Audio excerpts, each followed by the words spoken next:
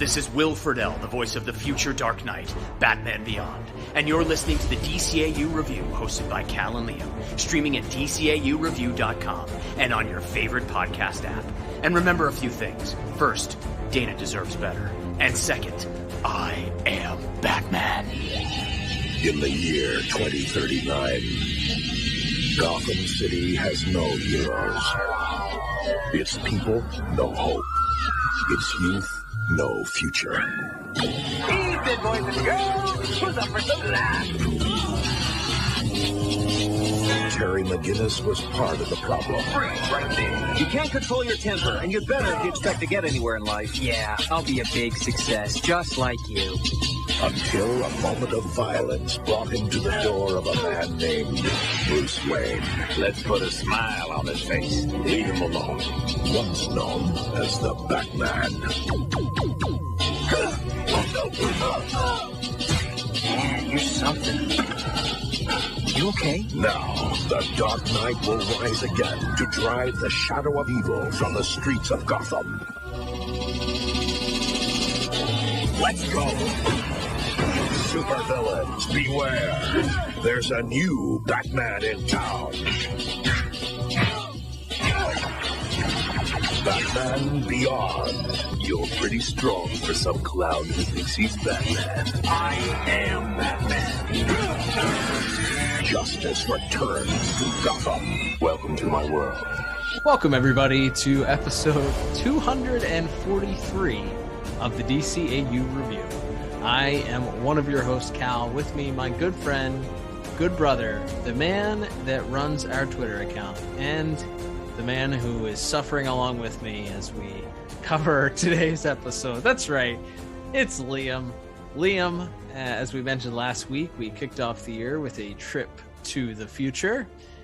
And we are 50 years from now, whenever now is. And unfortunately, whenever now is, we are very low on Batman Beyond content. So we've branched out into future reviews of the other show that takes place in the future of the DCAU, supposedly. And that, of course, is the Zeta Project.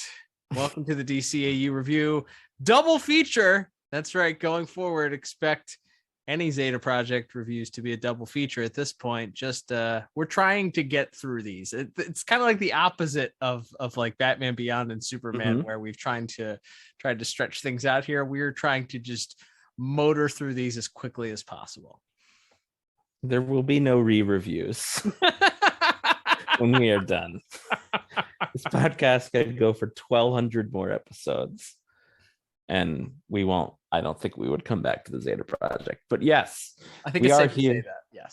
Yes, but we are here, and every time, as Gal said, for the foreseeable future, our future month. Still looking for a better name for that, but our Batman Beyond months are now Batman Beyond and Zeta month. And here today we have two episodes. The next two in, I believe, air date order is how they were released on home video. So we have Change of Heart and The Next Gen to talk about today. That is right. And boy, am I glad that those are the episodes that I watched, because I had this freak out moment here as you were listing the titles. And I had watched the incorrect episode. So glad we're on the same page. And yes, we will be getting into both of those here. Liam, before we get into them, I have to say, as I sat down to watch these episodes, I thought to myself, we have a finite amount of time we are granted here on Earth. Regardless of whether you believe in God or not, we all will eventually breathe our last breath, and we will be forced to kind of reconcile with the idea of how we spent our lives. And as I sat down, I had a brief moment where I thought, is this 42 minutes I'm about to spend watching this cartoon, will I regret this one day? And while I can say that this 42 minutes has led to us having, a special time as brothers to hang out and chat and talk and laugh, I count it not as lost at that point. But boy, did I have to really, really push through this and consider whether or not I was making a bad decision here with the use of my time, because whew, yeah. All right. Off of my soapbox, onto our first episode here, which is, of course, Change of Heart, which originally debuted on the Kids WB, at least according to Google and the DCAU wiki, on February the 17th, 2001 here in the United States. Before we get into our own review of this episode, we'll, of course, get the official IMDb synopsis for this week's episode. And Liam, because it is a double feature, we get two synopses. So we will revisit this segment in just a few moments here for our second episode. But for this episode, it is brought to you by The Pod Tower. Head over to youtube.com/The Pod Tower, where you can hear tremendous, incredible reviews of the 3 prior episodes of Zeta that we've covered in the past. If you want to venture into the archives and check out what we had to say about those 3 episodes, you can also, of course, check out the rest of our library, which includes things that I think that most people would find much more interesting than those reviews. But regardless, whatever tickles your fancy, head over to youtube.com/The Pod Tower. Not only do you get some great content from us, but you might find some content there from people that really actually appreciate the Zeta project, and for what it's worth, additional reviews on there. So check that out at youtube.com/The Pod Tower. And now our official IMDb synopsis. That's right. So this is the synopsis for Change of Heart, which was written by Kevin Hops, directed by Bob Doucette and Bob Davies, music by Lolita Ritmanis, and animation by Coco. And that synopsis reads as such. Z and Ro go to a museum where Dr. Selig is giving a lecture. Which is really, I think, the synopsis this first one deserves, because that is basically the plot. We'll do, because we have 2, we're not going to go very in depth, and because there's not a lot to sink into in these episodes, we're probably not going to do our as in-depth a synopsis as normal, just to let the listeners know. But we open Zeta and Ro still on the run, as seen with Agent Bennett and his wacky accomplices chasing them. Their car is damaged in the chase, and Zeta and Ro kind of realize that they've probably been tracked by the vehicle's ID, and so they need to ditch it. And so they head off to the city, where they found out that this Dr. Selig, Zeta's supposed creator, is giving a lecture at this science museum. And so Zeta and Ro decide they're going to go there, and that's most of the episode. It's just them hanging out in the museum. There's some foreshadowing that Ro has had a bad childhood, and doesn't have pleasant memories of her parents. Which is probably, we'll talk about it in voice acting, that might be the best stuff in the episode. But at one point, Zeta, there's a big magnet in the museum. This is the arch nemesis for the episode. Yes, this is the main protagonist of this week's episode. But the magnet does have a baby face turn at the end. So, but yes. So the magnet, this giant, super powerful magnet, which we see one of the displays here at this science museum. There's also a fusion reactor, Chekhov's fusion reactor. And some roller coasters and a hall of robotics. And Zeta, as mentioned, is walking by right as the super powerful magnet is turned on. Of course, Zeta, being made of metal, he's zipped up into the air and attached to the magnet. The whole crowd of onlookers is confused, and eventually Zeta is able to get down, but it's clear that he's not what he seems to be. And the head of security is, I guess this is just like public knowledge, but he's able to immediately pull up a federal database of, I guess, fugitive robots. He just had it there right up on his screen. Yeah, it was like one button press away. It's very much the Star Wars style. Nothing's labeled. You just press a button and the information you need is there.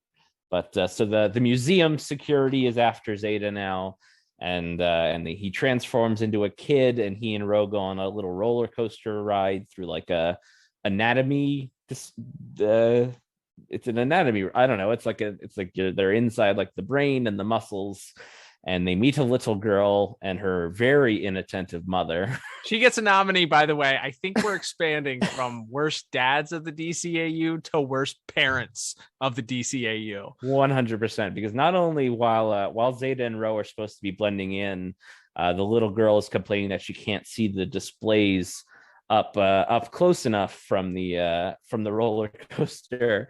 So Zeta takes his extendo arms and shoots her straight up into the air, while her mother is completely oblivious to it. And Zeta puts her down after Ro tells him to knock it off. Just in time, the mom turns around just as the daughter has been safely placed back in her seat. And so as mentioned, the security has alerted the feds. Bennett and Agent West and Agent Lauren Tom, whose name I can't remember, are on the way, and we set up our big showdown for the third act, where in the midst of Zeta still kind of blending in, he's changed his form. That's another thing. The federal database has his like default form on file. Yep. But he keeps changing into it. Yep. Which I don't know. Maybe this is like that's who he feels his true self is this nondescript guy in a purple overcoat. Makes no sense though. He changes into this kid form to disguise himself so that he can't be detected. It's like, why doesn't he do that all the time? It's like the Batman Beyond turn invisible thing. It just doesn't logically, like, we know why, because for the show to work, they need it to create an identity that kids will watch and recognize. Oh, that's Zeta. They won't just listen to it and recognize him by his voice. We have to have a standard identity for him, and he has to be wearing the same clothes always. Yeah, I don't know. It makes no sense. It's insulting. It also saves the production team from having to create a new model, I guess, every week. Too. Sure. But yes, because this is exposed, but after they get off the roller coaster, the little girl they were talking to on the roller coaster, what did you know? It gets away from her again, very inattentive mother, and ends up trapped inside the fusion reactor right as it's about to go off. And so Zeta has no choice but to reveal himself and save the little girl, who and has a nice moment there with the mom and the daughter. But then, of course, the agents are after him, and they have these wacky sonic weapons that seem to spell doom for Zeta. But then, as mentioned, the big magnet decides at the end of the day, he's actually, thanks to one of the security guards who witnessed Zeta save the little girl's life, he turns the magnet on and sends Agent West and Agent Lauren Tom up to the magnet. And Zeta's able to escape. He's only got Bennett to escape, who he just kind of hides in this hall of robots. And Bennett apparently just gives up, and everybody leaves. I don't know if you know this, Liam, but it's a bit of trivia, according to the DCAU wiki, that the trivia part of this episode is it's unclear why Agent Bennett just gives up instead of searching the hall of robots for Zeta. Fun trivia fact to impress your friends with. That's very fun. It's very fun. Once again, just like to put the call to action out there. If you are a moderator on the DCAU wiki, or you know who is, please put them in contact with us. I desperately want to talk to these people. I just need to know. Well, we just want a sit down bonus episode to understand some of the decisions that are made. But that's pretty much our end. Zeta and Ro get away, and as they're leaving, there's kind of during the scuffle, Zeta does briefly see Dr. Selig, but isn't able to talk to him. So there's a little heart to heart at the end as they're getting away, as Ro is discussing their future and the idea that I guess that the doctor is kind of Zeta's long lost dad. So they're trying to connect that he's looking for purpose and family, and that's contrasted with Ro, who has had a bad experience in that department in the past. So we kind of ended on this sort of mixed melancholy note, with Zeta sort of being excited that he's almost made contact with his his founder, his creator, while at the same time Ro is not really able to reciprocate those feelings or understand why Zeta feels that so important to make contact with his creator. So that's where we end the first episode. Yes, indeed, it is mercifully the end. And as I said, since the main protagonist for most of it was the giant magnet, and we spend so much time on an educational children's ride through the human body. This episode was just boring. It was just boring. Like it was boring. I don't know how else to put it. It also makes no sense why there would be a active fusion reactor that people could walk into and get trapped in. Not even like a velvet rope around it, or nope. Just you can waltz. Any unattended child can just waltz right in, and then guess what? When it's time for the fusion reactor to go off, it's unfortunately the override code just doesn't work. There's no fail safe. I think the most unintentionally funny part is when we learned, by the way, that Zeta has super hearing in this episode. By the way, I don't remember that happening before, but we learned that he's got super hearing, and he's listening into the conversation between the security guards as they're panicking and realizing that they can't get this child out of the fusion reactor, and they say, "Well, I guess we should alert the boss." Instead of like screaming for help, they're trying to like keep it under wraps that everyone around them is about to watch this child be eviscerated by this fusion reactor. Well, that's the most realistic thing in the whole show. The bureaucrats are already immediately working to try to cover it up and to spin it and make sure the boss doesn't come off, doesn't get any bad PR out of it. Tremendous. Did not like this episode. I mean, for what it's worth, compared to what we're going to review in the next episode, I at least like that we advanced the plot for the overarching plot of the series, which is Zeta attempting to meet his maker. But it's just a pit stop, and like another thing that gets in the way, and which is fine. You're not gonna have the meeting right away. We get it. It's a season-long plot here, but at least it did advance that a little bit, where we saw that this Dr. Selig does exist, maybe, even though it felt like maybe it was a mirage because of how quickly he showed up and then disappeared. Or maybe it's just poor animation. I don't know. We'll talk about that next. Either way, I did not like this episode. I thought that it was boring, and for a children's cartoon, to me, that is the cardinal sin, the unforgivable sin, is a boring children's cartoon. You have to be somewhat entertaining, and I thought that everything about this, even putting the child in peril, was somewhat anticlimactic, because you know what's going to happen. You know that Zeta is going to have to reveal himself. So I gave plot 3 out of 10. What about you?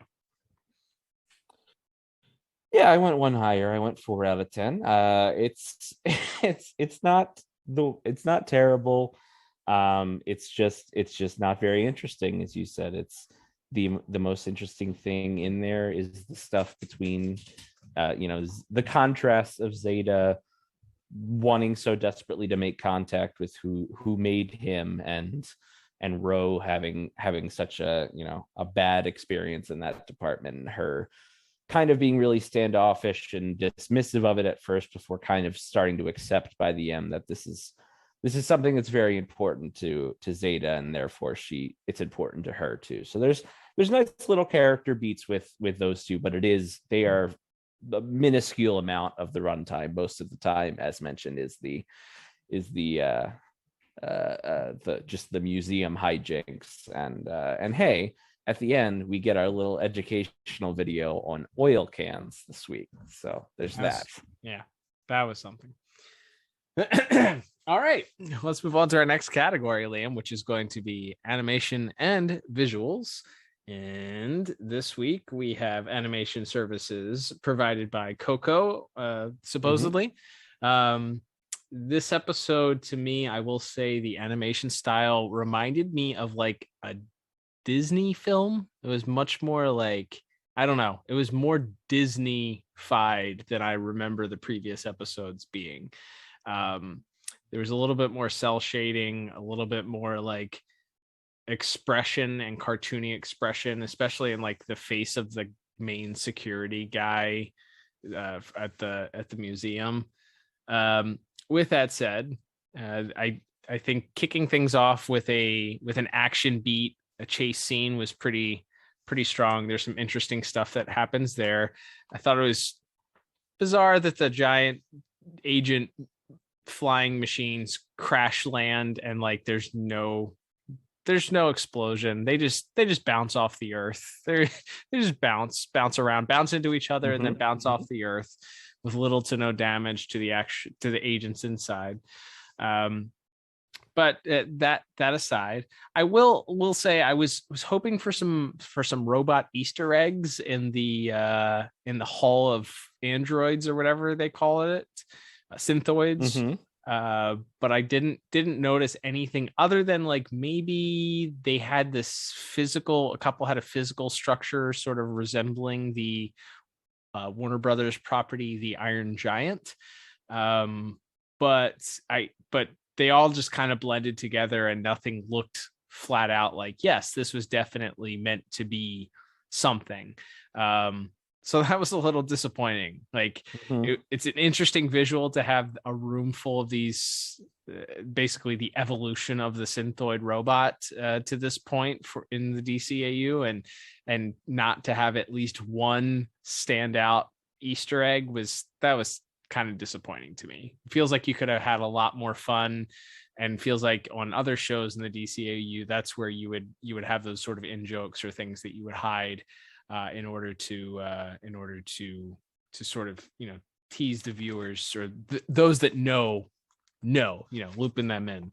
And I didn't happen to notice anything that resembled something in prior DCAU or pop culture for that matter. So I did think it was strange that Zeta continued to use his main persona even after mentioning his car was tagged. But I did like that they at least came up with the idea to change his appearance, albeit for a little while. The scene with him getting drawn up by the robot was pretty humorous, or the giant magnet rather was pretty humorous. His little extendo arms, kind of cool, like that. We got some of that use in and around the episode, both in his escape from Agent Bennett and as you mentioned, in allowing the child that was riding with him to be able to see things a little bit better. I think the animation is fine. Like I said, unfortunately there's not it's a lot of chasing, it's a lot of running away, it's a lot of running around. The tension that builds up around, is this child going to be incinerated? I thought that the animation around Zeta kind of struggling to rip the door open, and then I thought he had thrown his guns away at the end of Batman Beyond, but apparently he replaced them with we have a welding torch gun here now that he has in his side. Didn't know he had that, but he uses that to weld the reactor door shut so that it doesn't kill everyone inside. But I thought that sequence was at least animated pretty well. Nothing else really stood out for me for the episode, all things considered.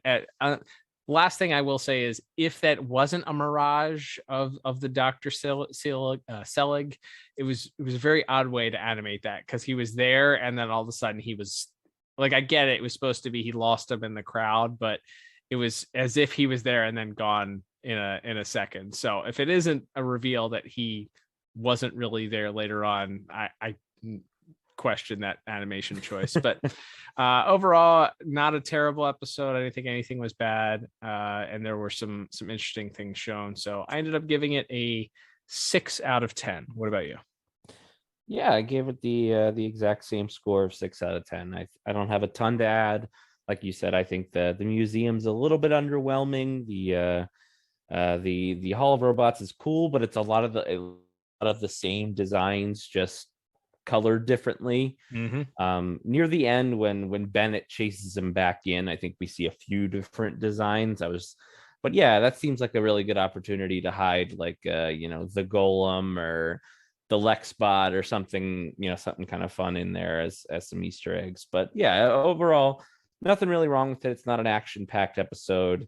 It's a quieter moment. The little chase at the beginning is fun. There's some kind of fun, wacky slapstick with the agents and everything misfiring their weapons and whatever. By the way, is the agency just these three guys now? I feel like in the pilot they had like a whole team, and now it's just these three. Yeah, they have their funding cut between episodes. Well, there were two different ships. Maybe some of them died off screen, and we just didn't know.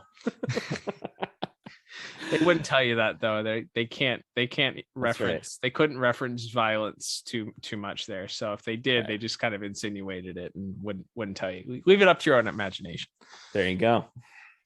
All right, Liam, let's move on to our next category, which is going to be music. And did not write down who music was credited to for this week. It's music by Lolita Ritmanis this week. Oh, okay. All right. So for Ms. Ritmanis, I think there actually were a couple of things that I notated. I thought the beginning, the chase scene, there was kind of like a spy ditty is what I wrote down kind of in my notes. There is very, a typical spy film theme with your traditional chasing elements of strings and a fast tempo. The scene, of course, with the reactor going off, I thought there was some good tension setting music for that too. But I didn't have a ton that stood out to me. I guess the chase scene also where Agent Bennett is chasing Zeta. I didn't mention it in plot, but Zeta definitely goes up like 10 flights, and somehow Agent Bennett is only like a half second behind him. So Agent Bennett must be a metahuman or something like that, because he got up those stairs very quickly. He's been getting his steps in. He's been he keeps limber, he keeps spry. But been working out. Actually, those. Yeah, that's right. Those two sequences were really the only notes I had for music. There's kind of some nice softer music when they're on the anatomy roller coaster ride thing, while you kind of experiencing the wonder of the museum through the child's eyes. There's some kind of nice softer music in that sequence as well. But yeah, I thought the two chase sequences had some good music, and there's some pretty good dramatic music as Zeta's breaking open the glass to save the girl at the end there. So nothing too strong, nothing too great to write home about, but at least, as mentioned, at least we noticed something. So something positive. So for that reason, I settled on a 6 out of 10 for my music score. Yep, same exact score for me, a 6 out of 10. I think that's more than fair for this episode. I think the fact that we noticed something and in multiple scenes gives it a more than that just good score that we tend to start with. So mutual admiration for that there. All right, Liam, let's wrap things up here for this first episode with our voice cast. Not a huge cast, but we do have a lot of our regulars, of course, making appearances. Let's talk about this week's voice actors and actresses. That's right. We actually have a decent sized cast with all of our guest characters here. We'll run through a few quickly. We have Ambrosia Kelly playing Kara Kay, who's Cora Key, not Kara Kay, of which is the little girl that Zeta saves. And she also voices young Sharon on an episode of Static Shock, and has a few other. Was a child actor of the era. We have more interestingly, I think, is Bianca, who is credited as Cora's mom in the episode. This is literally her only credit on IMDb, if you look at it. Well, I may understand why. She's not an actor then, right? Like, she must be like did she work on production on the show and to do a voice? Did she work at Warner Brothers or something, and they just needed someone to read a few lines, and they got her in? Is it like the daughter of someone, a friend of Andrea Romano's? I'm fascinated by this, but yes, that's my other note. And then also just in the cool names department, playing Edwards, who I believe is one of the security guys, is who was in Dumb and Dumber and a few other things in minor roles, and also done a lot of other voice acting. Wait, who is that? Charlie Rocket. Charlie Rocket. Okay. A very, very fun, just a fun name to say. Mm-hmm. But outside of our main cast, as mentioned, we do have, because Zeta spends so much of the episode in his form, we actually have a different voice actor voicing young Zeta, and that is none other than Eli Marenthal, who we've talked about before on the show, and we'll talk about again, because not only is he the voice of Hogarth Hughes in The Iron Giant, but he's also ends up coming on to voice Tim Drake, Robin in Mystery of the Batwoman. There you go. Yeah, Hogarth Hughes. He does a fine job filling in. As I always wonder in the situations like this, like do they have Diedrich Bader read the lines first and then he reads them to record them, or is he recorded separately? It's kind of interesting, but I think he does a pretty good job there, playing off of course, Julie Nathanson as Ro in this episode. And then we have, just rounding out the cast, of course, we have, as mentioned, Agent Lee. Lauren Tom's character is named Agent Lee. Michael Rosenbaum as Agent West. And the great Kurtwood Smith as Agent Bennett, and of course the legendary Diedrich Bader playing Zeta. I don't think anybody's bad or particularly great in this episode. I think we've talked about before that the absolute strength of this show, maybe one of the only strengths of this show, is Diedrich Bader and Julie Nathanson playing off of each other, and we don't get that for a lot of this episode. Not that, like I said, not that young Mr. Marenthal's performance was bad, but it's just the dynamic of the sort of the soft naivete of Mr. Bader's performance as Zeta is kind of not there. So it's I ended up just settling on a 5 out of 10 for voice acting. I don't think anybody's great. I don't think anybody's bad. I think it's just another day at the office for the Zeta Project voice acting crew. Yep. Believe it or not, I gave it the same exact score. 5 out of 10 was what I settled on as well. Again, I think everybody's a big bowl of okay. I don't think anybody's bad. I don't think anybody's good. And they're doing what they're asked for, and unfortunately we don't get as much of Mr. Bader's performance, which tends to carry the episodes, as you mentioned. So because of that, not that Mr. Marenthal did a poor job, but it's just if I'm gonna be watching one of these episodes, I'd prefer to hear more of Diedrich Bader if I can help it. So 5 out of 10 for both of us. And Liam, believe it or not, that brings us to our final scores for our first episode and our part of our double feature here this week. And totaling everything up, I end up with a 20 out of 40. What about you? Yeah, and as listeners may have noticed, we only differed in one category this week, but I am 1 point higher, sitting at a 21 out of 40. I can't really say. Obviously, as we've said before on Zeta Project episodes, none of these are important to the overall DCAU review. So rewatchability is kind of almost a non-factor. But as far as this show, it is, like we said, it does drop in some backstory for Ro. You have, Zeta's first in-person sighting of Dr. Selig. There's a little bit of meat on the bone, I think, if for some reason you've decided to watch or rewatch the Zeta Project. I think there's a little bit of a meat on the bone for rewatchability for that reason. Can we give a half thumbs up here? I believe we call that the Orange Cassidy. The Orange Cassidy crossover. Thumbs up. Yeah, it's like I guess I feel like you could skip over. Like you said, you could really skip over any of these episodes, be dropped in the middle of it, and probably understand what's going on for the most part. So we don't while we do advance, quote unquote, advance the plot here with the overall plot with Zeta, it's not advanced to the point where if you missed it, you wouldn't understand what's going on. And maybe it's designed that way. I don't know how much of the creative went into this, knowing that they weren't really getting the full support from Warner Brothers, or that what they had in mind wasn't really being what the final product ended up being. So maybe they intentionally made it more of like, yes, we'll have this overarching story, but we also kind of have to dumb it down because we don't know if these episodes are going to ever be shown. Are they going to be shown at 11:30 on a Saturday morning? Are they going to be shown at like 4 a.m. on Cartoon Network one day? Like what's, we kind of have to make them stand on their own. So I kind of get that. And I sort of understand and sympathize with the creators if that was their goal. But yeah. So Orange Cassidy, thumbs up. And indeed, I think that's fair for this.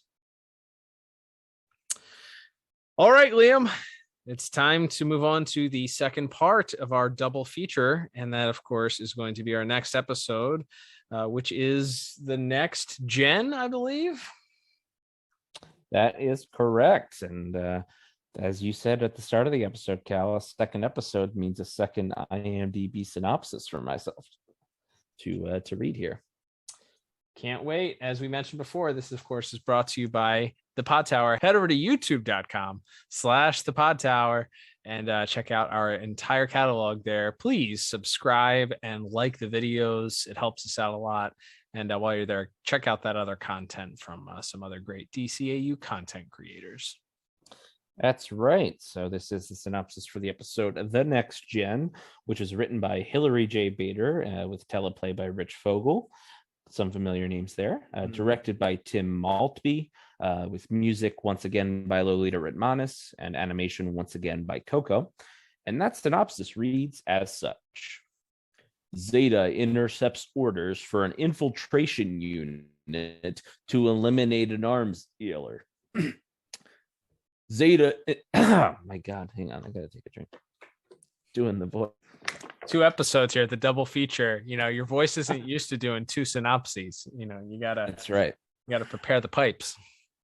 Zeta intercepts orders for an infiltration unit to eliminate an arms dealer. My God, that's so many syllables. Bucky comes along with the desire to capture the latest generation. There's no of. It's just the latest generation infiltration unit. That was not my best work, folks, but this isn't the best show. So it all works out, doesn't it? That we know how many people listen to these episodes. They're not gonna care. They don't care. They're listening to this while they're sleeping or go outside gardening or have a long car ride or something. And you just pop this on when you're just need something zen. Using it to torture prisoners of war, something. I want to be the reason. I want this podcast to be the reason that somebody's significant other is mad at them. That's what I want. Listen to this around somebody that will hate it. Please. And then let us know what happens. It's a long road trip. The husband is he's like, I'm going to annoy the crap out of him. That's set up a playlist so it's only the Zeta reviews. By the 3rd episode, if there isn't screaming happening in the car as to just, if you don't stop this right now, I'm going to lose it. I would be highly disappointed. Yes. But Liam, I think that synopsis, we could honestly just go with that synopsis and give our scores. But the overall synopsis that we have here is we open up and we are once again reintroduced to one of the worst characters in cartoon history. That is Bucky. I was literally going to say, I think he's my least favorite character in the history of the DCAU. Who, if we didn't mention it in the first time that we reviewed the episode, which was just the last episode, the prior episode that we reviewed, Remote Control. He looks like Jimmy Neutron, and has the most annoying voice casting decision that I can recall in recent memory from a DCAU character. And we are once again reintroduced to him, and he's causing explosions at this institute where he's residing, and there's apparently a new headmaster of this institution, because if you recall, I believe the headmaster of the last institution turned out to be some sort of like thief of some kind. He was stealing things. Yeah, he was stealing credit for Bucky's inventions, I think. Yeah. And who can remember? Who could possibly care, right? So Bucky is punished to have no web surfing time, which I know they were doing it to like, this is what the lingo is going to be at this time, but it turns out to just sound like an old person thing that they would say. You are not allowed to surf the web. Web surfing is not allowed today. So it actually kind of works. But so Bucky decides he's going to throw on his VR machine, his Google Lens. I think this is a prediction of what Google Lens would eventually be here. He throws on his VR goggles and surfs the web this way. And wouldn't you know it, he comes upon in his favorites the NSA database, of course. So he quickly gains access to the NSA database, where he discovers the blueprints for this IU-7 infiltration unit that was mentioned in our IMDb synopsis. And at the same time, Zeta and Ro are at a internet cafe, as we mentioned. That was one of those predictions that didn't quite hold up there, the influence of internet cafes in the future.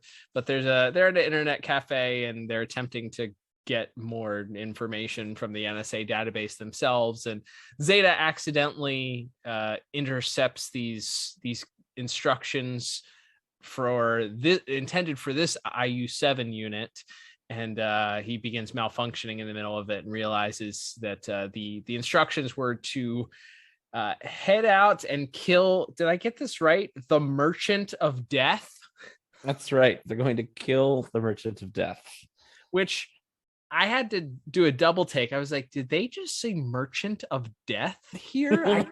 How did that make it past standards and practices? The rest of the episode is basically bad guys literally slipping on banana peels and getting thwarted by getting fruit thrown in their faces. And these tiny little, despite having giant warehouses full of weapons, the explosions being very tiny and not really doing much damage, no one getting really hurt.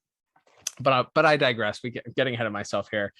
So basically, the entire episode is that Zeta and Ro decide that they have to go stop this infiltration unit from killing the Merchant of Death, and Zeta needs to do it because it kind of calls back to his original descent from his programming, which was he was asked to do this and kill someone, and he refused to do it. So now he's on this mission, and to get his freedom. But he intercepts this call, realizes that the NSA is still doing the same thing, and his moral code says that he has to go stop this person, even though this is a very bad person that they are going to go kill.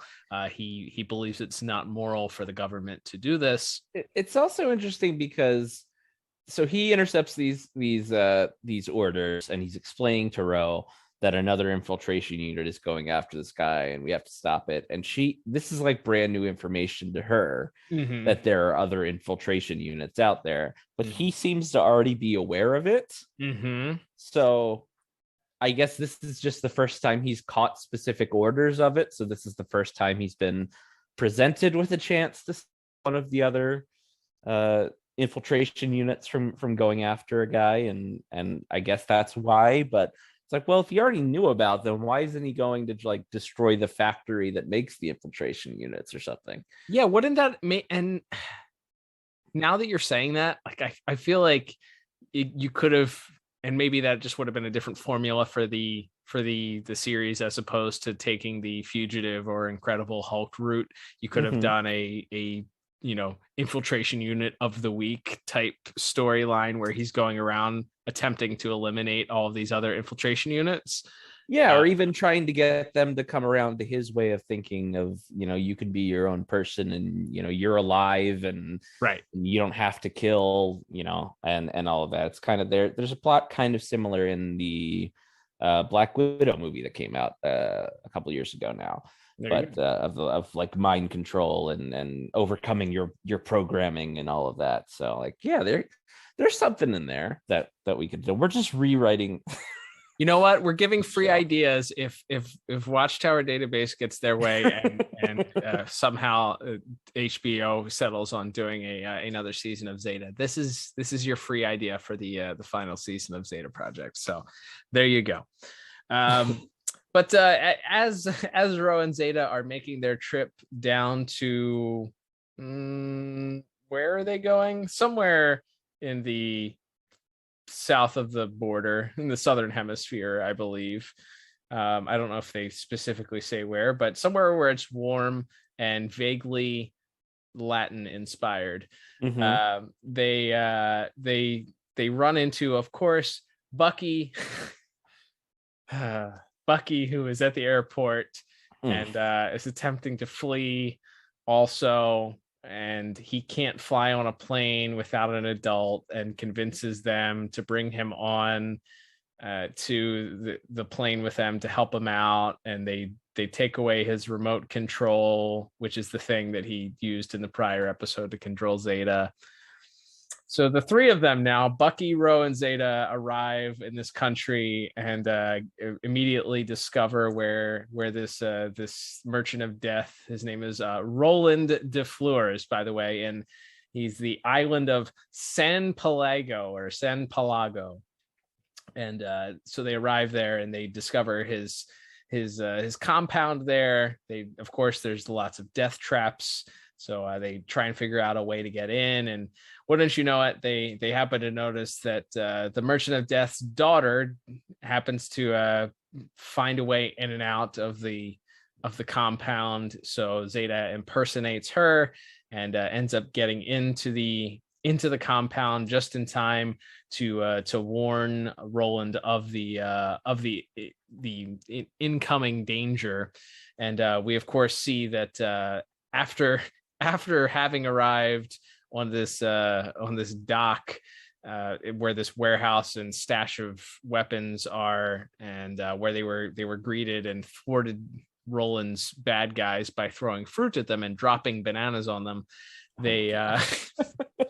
are we doing with their lives? There was a mysterious crate that happened to contain this IU-7 robot, which is a much more menacing, I would say, infiltration unit than Zeta. But he's kind of got this weird flat face. Don't know quite how that works, but sure, nothing makes any sense in this show. He's got kind of like, he almost looks like what's the Bot Godzilla? Yeah, He's got some kind of weird like kind of like long, slender back, like neck, and then this weird kind of square cut off face. We'll get to that more in visuals, I guess. Yeah. So of course, as Zeta is warning Roland, that is of course when the IU-7 decides to attack, and Zeta decides to disguise himself as Roland in order to attempt to help Roland escape. Of course, in the midst of this fighting, Zeta gets short-circuited, and it's of course revealed that he is a robot.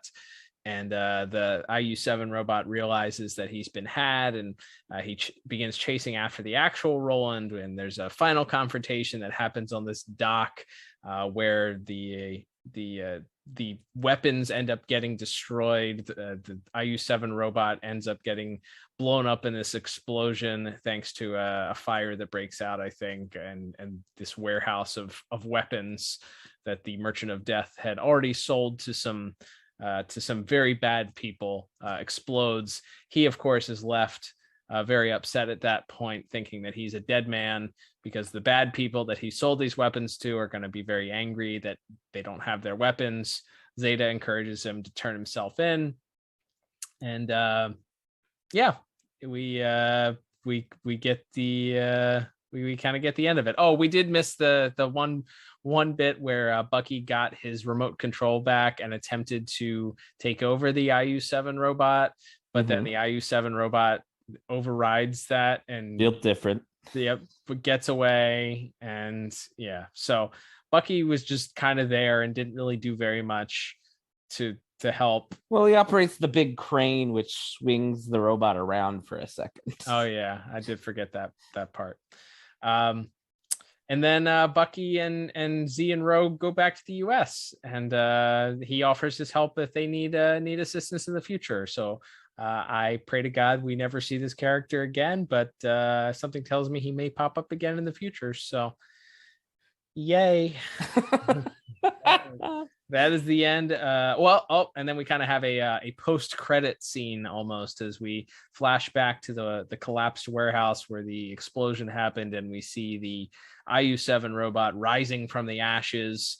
And as he stands up, he mentions his programming, his memory has been compromised, and he attempts to reconstruct his memory. And his target switches from Roland now to Zeta as he reconstructs his memory. So we know that this infiltration IU-7 robot will once again appear at some point later on in the series, probably coming after Zeta at this point. So, all right.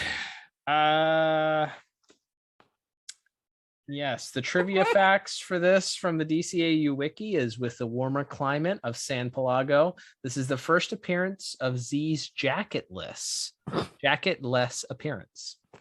Oh yeah, he's got we'll talk about him. He's got like a nice popped collar and some board shorts on. So again, I thought this was you could have had robot on robot violence. You could have. I mean, I can't see standards and practices having too many issues with robots fighting each other. This is what this is made for. He doesn't have to be in his human form. Just have some robot fisticuffs, and this episode would have been infinitely better.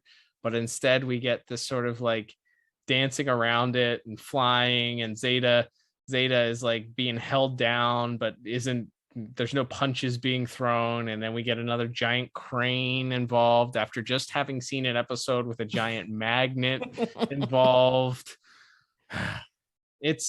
We're beginning to get repetitive here.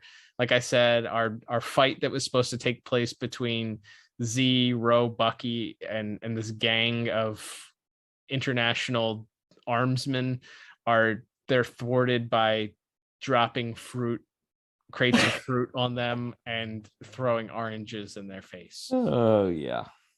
So this episode sucks. 3 out of 10. Yeah, I gave it the same score. I hate Bucky. He's terrible. He just he forces his way onto this mission because he's bored. That's literally the whole project. That he won't stop blowing things up at his school for gifted youngsters. So the warden punishes him, and rather than maybe reflect on his mistakes, he breaks out and goes and finds Zeta and Ro, makes them take him with it, and literally holds the entire airport hostage so that Z and Ro will take him with them. Oh yeah, I forgot that part too. Our lovable hero here, Bucky. Yes, hate him. Like they keep trying to come back to this, like, oh, he's annoying, but he's like, oh, he just needs friends. Or he's got a heart of gold. No, he sucks. He's bad. He's bad, and he should be in jail. Yeah,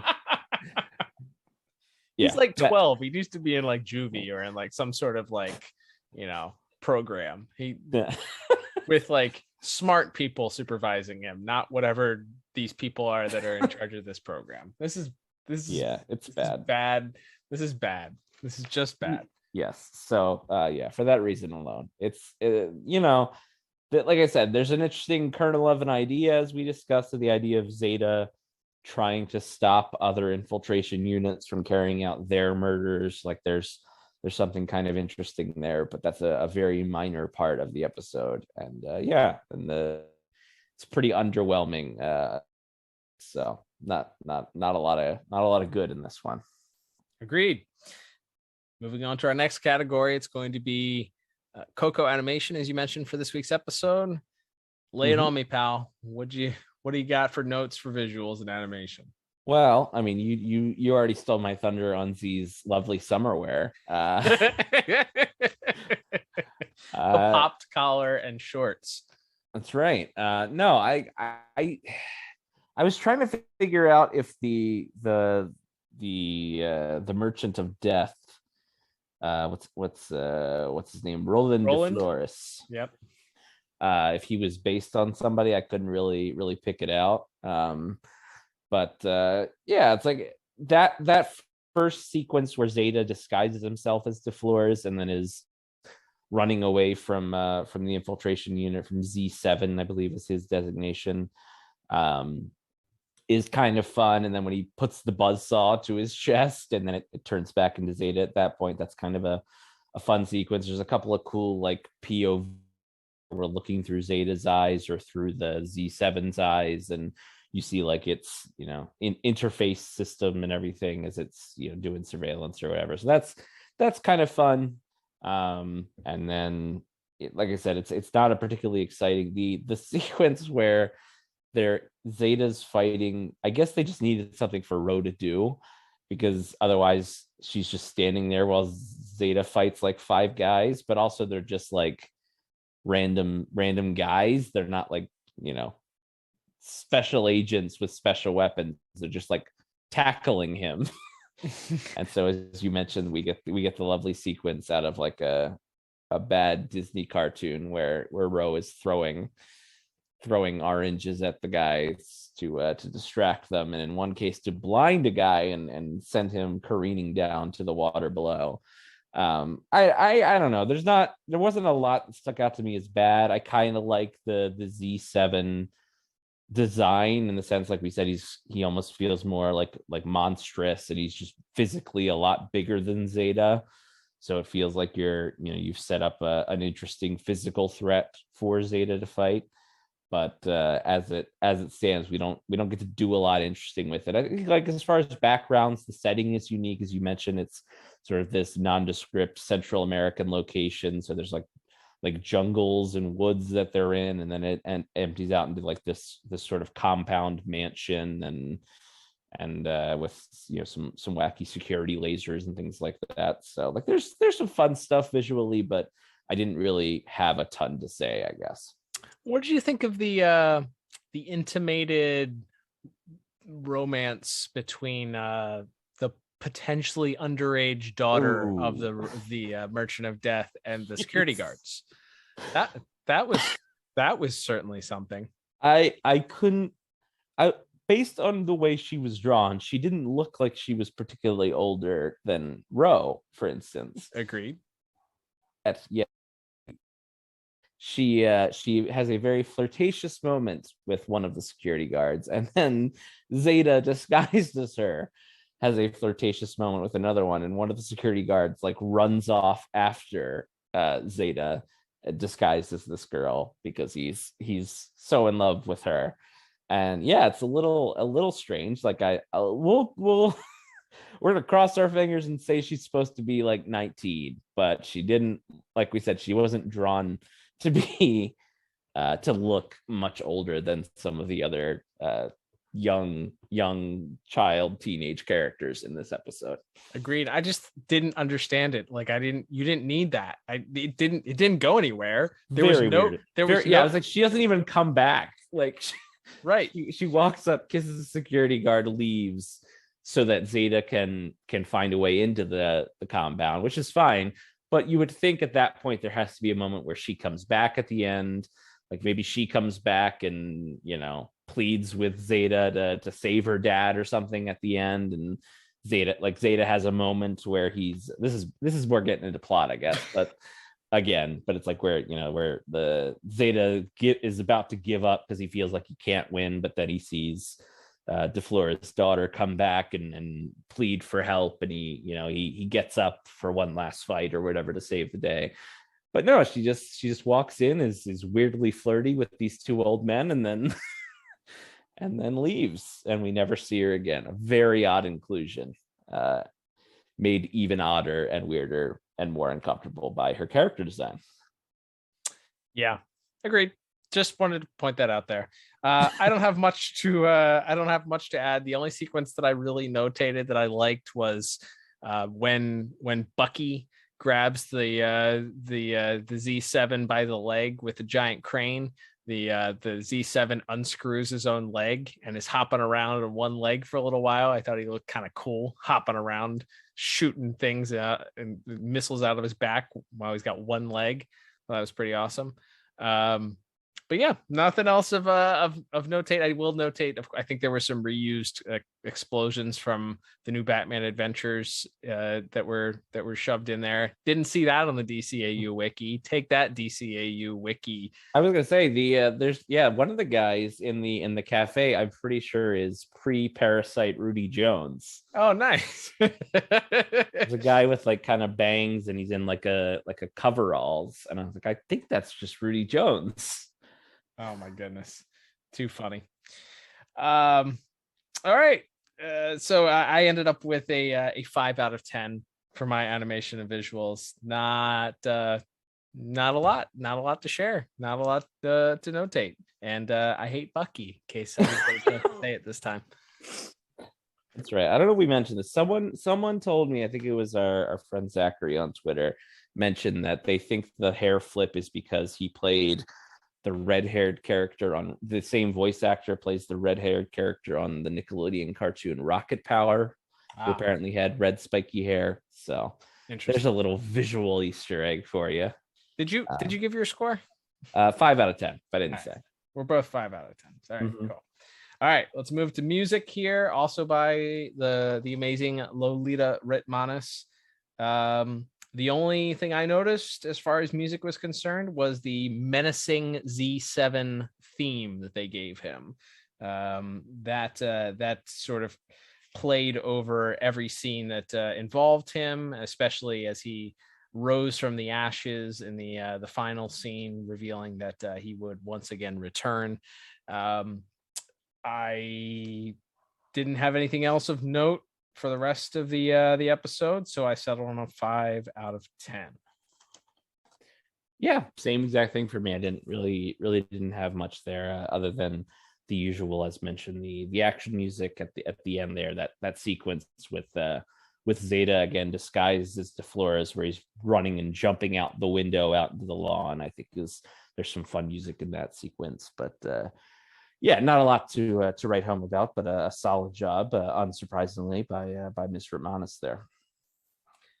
All right, Liam, let's move on to our final category for this week, which is going to be our voice cast. So a couple of the same voice actors and actresses from our prior episode, but we have a rather large cast of people we don't usually get to talk about for these. So let's chat them up. That's right. So just quickly, I'll run through a few here. Voicing, mostly just mentioning them because of their exploits outside of the show. Voicing Mendez, I think one of the henchmen of DeFlores is Javier Grajeda, who more recently had a pretty significant guest starring role on Better Call Saul. So fun name to have that pop up. And then the new Dean, this older woman who's yelling at Bucky at the start of the episode, voiced by the late Conchata Farrell, who folks would know best as she's the housekeeper on 2.5 Men, and a lot of other sitcom work to her name. But I knew I recognized that. It's very recognizable. As soon as I heard her speak, I was like, I definitely know this voice. Mm-hmm. She has a very recognizable voice. So some fun little guest stars. Otherwise, playing DeFlores' weirdly sexualized daughter is another veteran voice actor we talk about a lot, Gray Griffin, or as she was known at the time, Gray Delisle, voice of Catwoman in the Arkham games, and a trillion other voices, Daphne on the more recent Scooby-Doo cartoons, and bunch of other stuff. So she pops up as always. She's one of those ones that's, if you're listening, she's doing about 4 or 5 voices, any other female characters in the episode. And then I'm not sure who the voice actor is, but I forgot to mention this. At one point when they're in the airport, there's a voiceover where they're asking for passenger El Ritmanis over the loudspeakers. So there you go. There's a fun little Easter egg to notice. That's also not on the DCAU wiki. Hacks.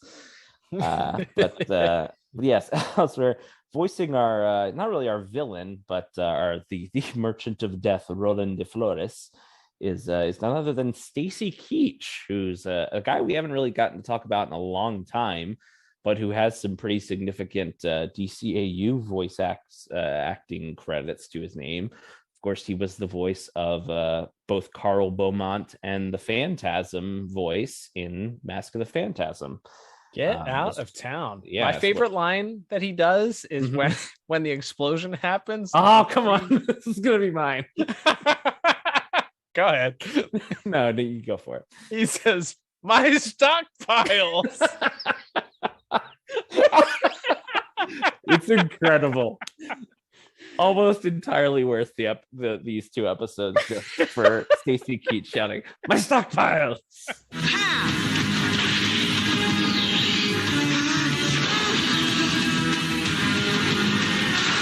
My stockpiles.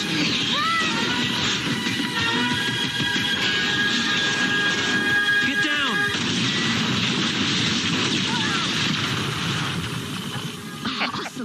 As Z7 went careening towards a bunch of boxes with giant white explosive signs on them. My stockpile. Oh man, we're definitely cutting that clip out and saving it for the future. If it's the only thing we get out of any of these Zeta Project reviews, my stockpiles, I think might be worth it. Oh yeah, and then we have, of course, our main actors, Julie Nathanson once again as Ro, and then pulling double duty, we have Dietrich Bader, voicing, of course, Zeta, and also voicing the Z7 evil robot as well this week. So a little bit more fun with them, and of course, I forgot to mention him. I think I blocked him out of my brain, but we do have the returning Ulysses Quadra as Bucky, and he's very annoying. And the character's very annoying, so I can't say he didn't do a good job. No, he fills that role very well. But yes, most of the, like I said, it is a good chance for Dietrich Bader to do a little bit extra, and him playing off of course, as always, Julie Nathanson, but also Stacy Keach as the bad guy, and Bucky, and then some of these other side characters. He gets a little bit more to do this week or in this episode than the first one. So for that reason, despite my vehement dislike of the Bucky character, like I said, I can't fault the actor for that though, because I think he's doing what he's supposed to be doing, which is just be the most annoying character on earth. I gave voice acting a surprisingly strong, perhaps 7 out of 10. Nice. Wow, that is surprisingly strong. Curiously strong, even. Trademark. I went ahead with a 6 out of 10, so just 1 point lower. I think the standout is my stockpiles. Which I will be cackling about as I edit this podcast, and well into the future. Yes, but yes, everybody does it. I actually do think there's some. The reason why I gave this a 6 instead of a 5 was appreciating the fact that Dietrich Bader had to differentiate, and I know that for the most part, the differentiation between the two units comes from like the modulator that they put his voice through, the voice effect that they used. But still, it's a lot more emotionless, I would say. It's colder. So there is a differentiation there between the two. And I think that we've talked about that a lot in past episodes. That's always something that's very impressive to me when someone has to play either the same character, a clone of the same character, or has to play multiple characters. There's always, I think, an extra appreciation for how, as a voice actor, you can differentiate between the two characters, and the sort of weight that comes with having to try and put on a performance where you're playing a well-known character, or in this case, the main character, in the show, and then you're also playing the main protagonist of the show also. Sure. We've talked about the late great Kevin Conroy having to do that in episodes. We've talked about Tim Daly having to do that. Mhm. So there's an extra level of appreciation, and I think when you hear that and when you know what goes into having to create a character from scratch and create like a character's vocal sound, and then you're then asked to then create a second character that's similar but has to be different than the main character enough to have that difference. So I appreciated that. I think that solely bumped it up to that 6 for me. So something to appreciate. Absolutely. All right, Liam, let's total up our scores. Oh wait, what's that? It's the negative bonus point reduction sound. Oh no. I'm taking a point off for the weird thing with the dude's daughter. That's freaking weird. Nonsensical subplot that didn't need to be there and left us asking more questions than necessary. Taking a point off for that. Super weird. There we go. I love it. Totaling up everything with my scores, Liam, I end up with a 19 out of 40. What about you? And I think totaling up my scores with my -1 for the negative bonus point reduction, I also have a 19 out of 20 or out of 40. This is a straight. It can't be a skip, right? Because this robot comes back. The robot comes back. Bucky comes back. Oh God, kill me! Too much meat on the bone. Oh God, it's another. That's another Orange Cassidy. Yeah, I guess if you're watching these. If somebody really wants to watch these, you have to know who this robot is. There you go. Although you can probably figure it out. But yep. We'll explain it to you. The very clunky dialogue. Yep. All right. Well, that will begin to wrap us up for this week. Mercifully. Thank you, everybody, for tuning in. Each and every one of you tuned in to listen to this episode. Hopefully you've had some fun.